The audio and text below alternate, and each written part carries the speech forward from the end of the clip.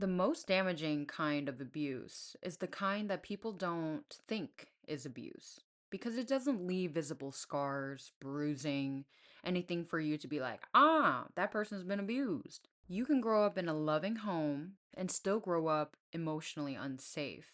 Now, those two things can exist at the same time.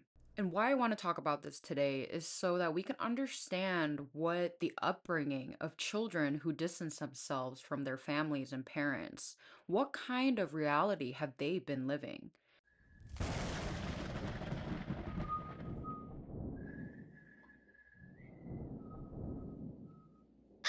Last week, we talked about toxic family relationships. And so today, I want to really shed light on why it is that these children who then become adults tend to distance themselves from their family. It seems like they came up in a loving home. There was no signs of abuse. Millions of adult children spend years, decades trying to heal something that they can't label, heal something that they don't even understand, but they feel it within them every time they make a call with their parent, every time they show up at a family party. It's this deep inner pain and struggle. Children spend years wasting their time, their energy, because they struggle with labeling that which is causing them this pain. Hi, my name is Christine. Welcome back to the nest. I am a psychic and a pattern translator. I've spent years observing what really moves the needle when it comes to relationships and how we can better understand the undercurrents, the hidden things that were not verbally said but were telepathically communicated, the clues that our reality gives us in our everyday, and how that can be our ticket into understanding where we are going and what kind of life we want to live without the permission to live it, without feeling obligation, guilt, shame. I myself am also a child that went no contact with their parent. Children are biologically wired to want to be with their parent, to protect that attachment, that relationship and connection that comes with a parental figure. This most of the time overrides truth. The child is not asking, how do I keep my parents safe? It's about, how can I maintain this connection? I don't want to lose my mom and dad. I mean, think about it. The first thing when you come into this world is touching your parents' skin, having that connection. That is one of the most important things that a mother can do to a child that has just been born into this world. Literally releases hormones and chemicals. Also within the dad instantly, I need to protect this child. Relationships within a child parent dynamic, the child ultimately sees the parent as the ultimate figure. So when the parent is saying something is wrong, the child does not go to the parent. The child automatically goes within to themselves and see, what did I do? The child questions themselves.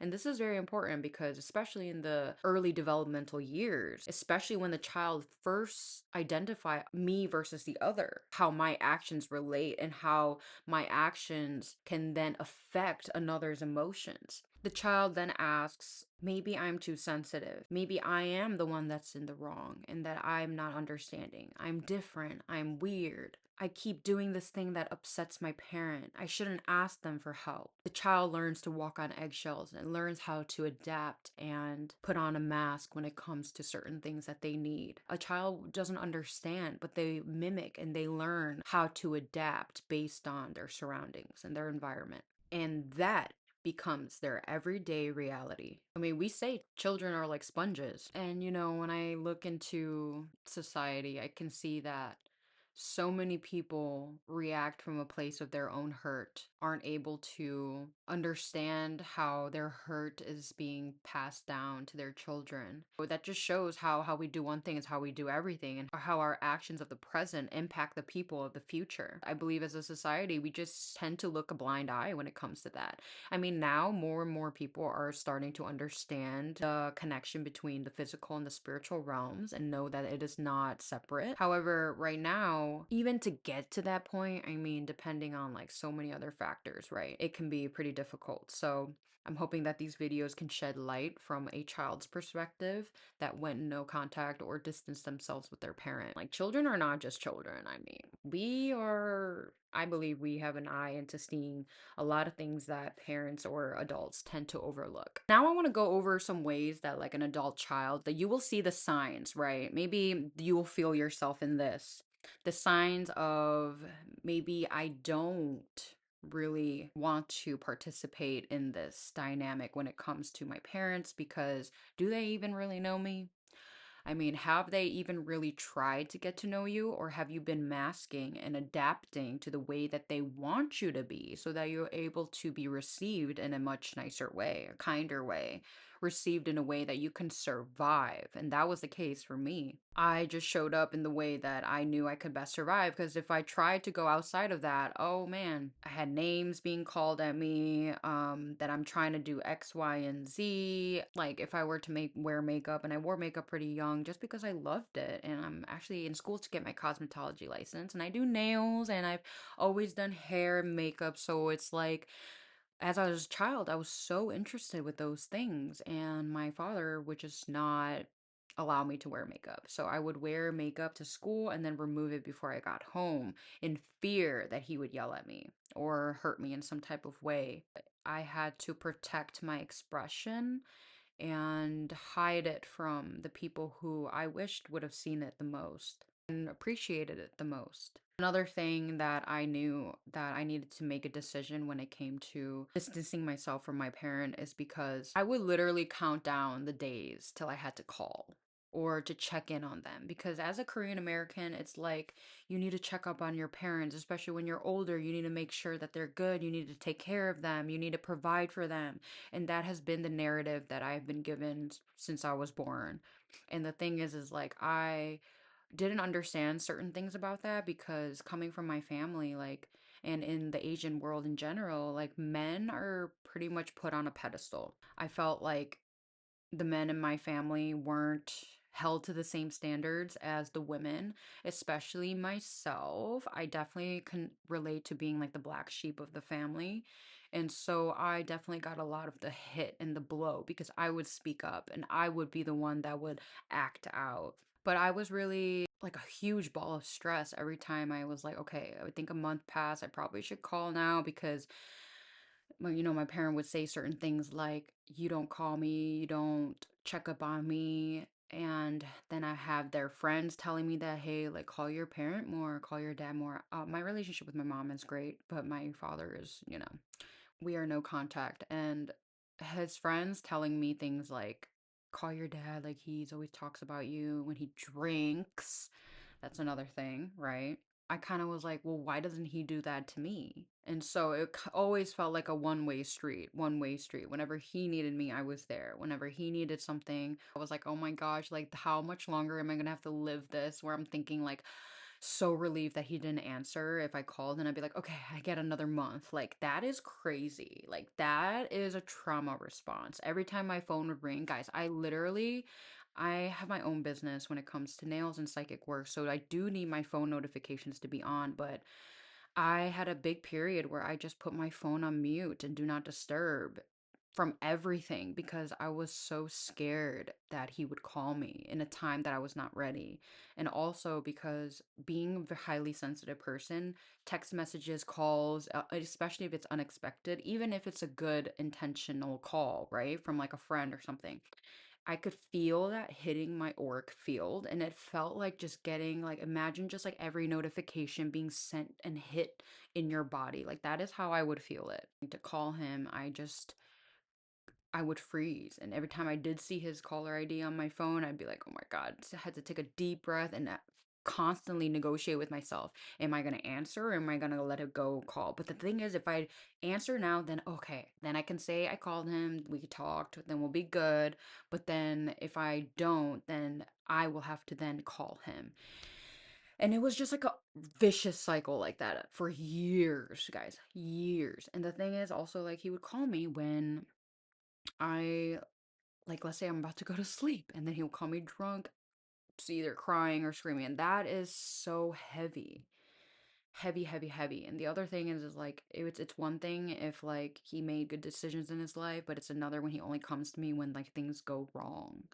And to for me to help nurture, like help him move through that. And it's just like I've been doing that since I was a child. And so I had to really sit with that and understand the reality and the whatever that was being given to me. And I really felt hopeless and I really felt like I don't know if I can live like this any longer. I honestly didn't even think that going no contact was an option. That's not something that I ever heard about. It wasn't something that I thought was even possible. And the thing is I started to feel really guilty about just wanting to do my own thing and not wanting to respond and just, and it was just really tough. I was lost in it for a long time. But my man, who, he's been with me for almost 8 years. And so he's seen like the whole thing and he just saw how much it's impacted me. And I didn't even know because I was so used to it. And I had these internal feelings of like, oh, I don't know how much longer I'm going to do this. But I never went straight to no contact. Like I said, I didn't even understand that that was a thing until my reality spoke so loud that I had to make a decision. And that happened when I was working the convention at the Chicago Paranormal Convention when I got a psychic reading. And she literally just ripped the door wide open, and it was exactly what I needed. I can talk more about that in a future story because it is very pivotal in my decisions and what actually transpired this whole account. And I mean, you can just imagine when I did go through this and finally went through it, all the things that the doubt and the thoughts of what people would think about me, what they would say about me. I didn't think through it well, and that I just like acted out of being a retaliation or hate. And that is like so, so far from the truth. The truth is actually that I finally decided to not choose obligation over the reality. And I chose to love myself because it wasn't just me, it was the women in the family, not just the women, also the men. And sometimes the sword doesn't choose the strongest hand, but chooses the one who knows how to bear it. When does honoring your parents become dishonoring yourself? Honor shouldn't require abandoning yourself, and titles don't replace unhealthy behaviors. All of our relationships need accountability, and that starts first within the home. I'd like to now step back and look at this from the raven's view. What I've noticed is that most children, now adult children, they don't just decide to one day just cut it off and leave. They spend years trying to communicate what happened, years trying to come to an understanding, seeking resolution, seeking accountability on both parties, honestly. We want resolution that bad. There's like that last glimmer of hope that maybe, just maybe. I mean, they're my parent. They should love me. I'm their child. Just maybe we can fix this. And that's the cycle that goes just to find out that they can't receive it.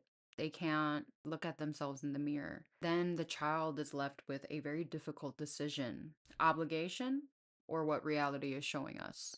And no one really wants to come to that understanding, at least consciously. Adult children don't stop loving their parent. More often, they leave because they can no longer survive the relationship as it exists. We get tired, constant living in anxiety and in fear and in this dread. So, the hardest part isn't going no contact. The hardest part is when you've reached the point where that becomes the next option to freedom, to self liberation. And it's painful. But what is also painful is when you try to have a parent understand and then you just leave feeling even more misunderstood. And then you realize that the whole time the relationship has been so peaceful is because you're constantly adapting and adjusting to the emotional signal that is being released from your parent. You're constantly adjusting and trying to contain the peace as much as possible. But the peace is on a rocky foundation.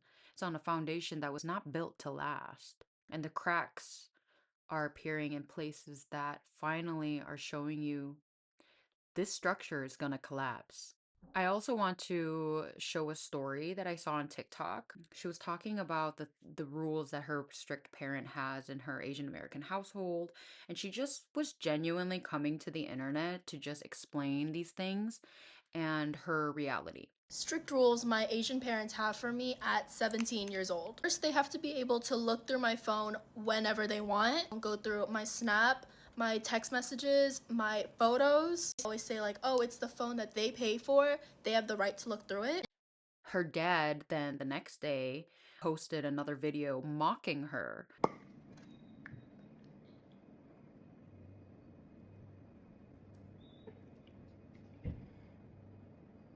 Strict. You were basically given everything as a child. By 3 years old, you had more toys than even certain toy stores. By 8, you already had a cell phone. When did we ever say no? We even bought you a car before you even had a driver's license. We're strict. I didn't know you were a comedian too. The scary part is that literally after that video he posted, the daughter came back on and said, This morning I woke up and I saw the videos that my dad had made.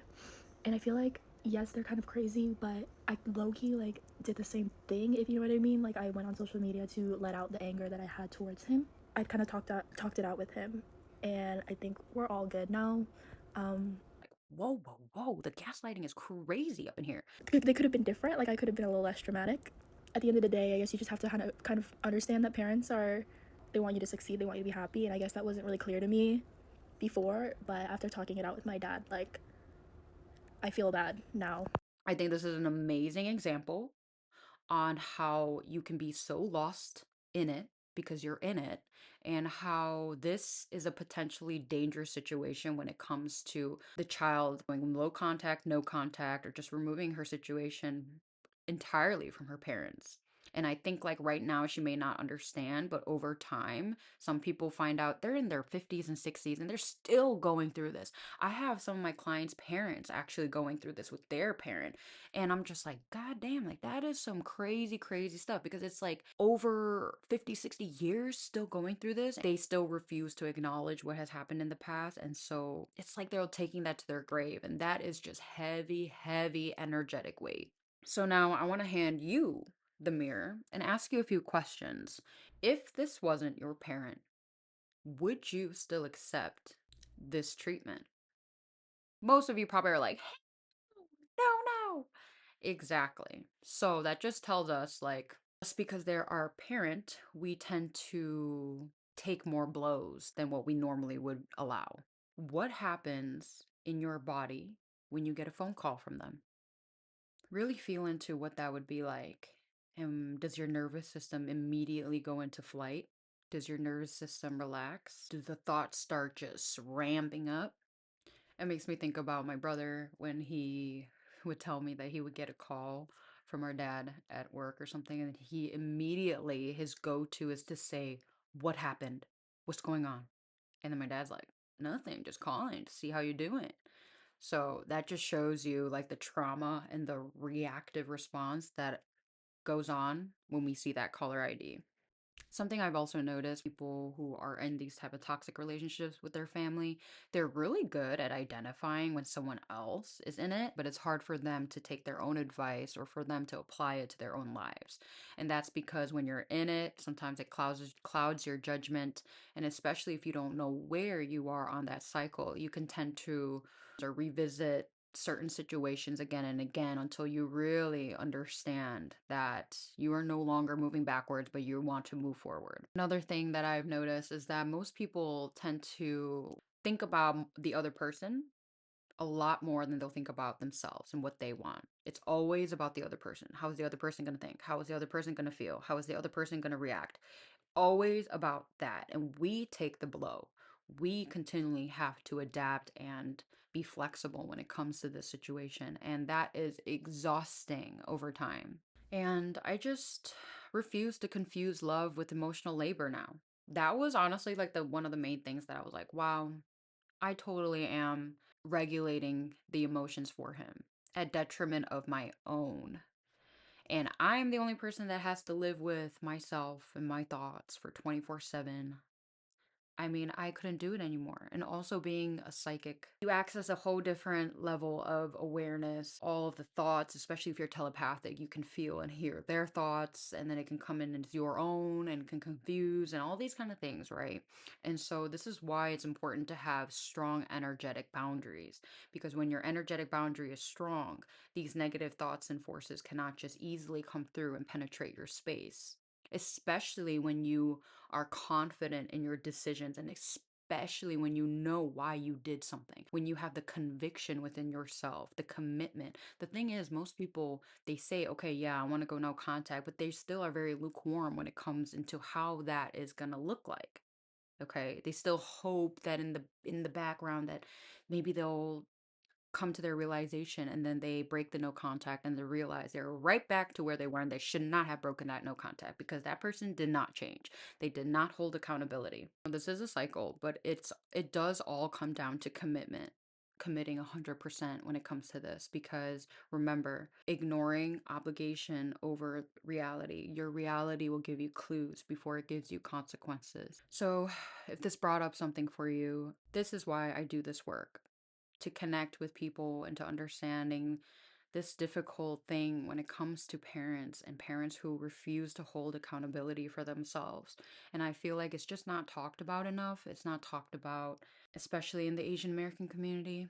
And it is kind of scary putting this out there, honestly, because I just know there's just a lot of projections when it comes to this, a lot of unhealed people that will get triggered by just even just this content, honestly. But it's all so that we can move from a place of fear and come in and cultivate more love within our heart spaces.